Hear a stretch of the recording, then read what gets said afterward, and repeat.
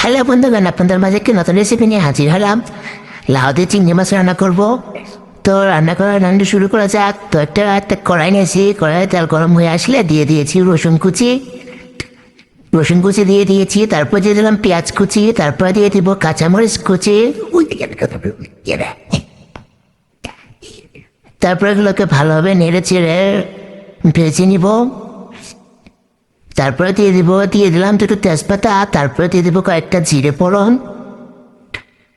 তো এগুলোকে ভালোভাবে ভেজে নিতে হবে। জিরেগুলো যদি পেঁয়াজের সাথে দিয়ে দিতাম তাহলে জিরেগুলো পুড়ে যেত, তাই জন্য পেঁয়াজগুলোকে আগে একটু ভেজে নিয়েছি, তারপরে জিরেগুলো দিয়ে দিলাম। তারপরে একসাথে সব কিছু ভেজে নিব।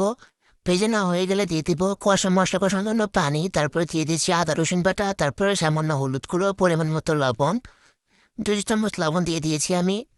তারপর এগুলোকে ভালোভাবে কষাতে হবে। মশলা কষানো হয়ে গেলে তাতে দিয়ে দিব চিংড়ি মাছগুলো দিয়ে ভালোভাবে কষাতে হবে। 2 মিনিটের মতো কষায় নিতে হবে। তো 2 মিনিট কষায় নিলাম, নেওয়ার পরে দিয়ে দিব লাউগুলো, কেটে রাখা লাউগুলো। তো লাউগুলো দিয়ে এগুলোকে ভালোভাবে মিশিয়ে নিতে হবে মশলার সাথে, খুব ভালোভাবে যাতে মিশে যায়। তো এভাবে নেড়ে চেড়ে মিশিয়ে নেওয়ার পরে এগুলোকে 2-3 মিনিটের জন্য ঢেকে রাখবো। তো দেখুন কষানো প্রায় হয়ে গেছে, অনেক পানি উঠে এসেছে। তো লাউয়ে বেশি পানি লাগবে না, যেহেতু অনেক পানি উঠে গেছে। লাউটা অনেক ভালো কুচি ছিল, তো আমি অল্প একটু পানি দিয়ে দিলাম। তারপর দেখুন লাউটা প্রায় হয়ে আসলো, বড় উঠে এসেছে।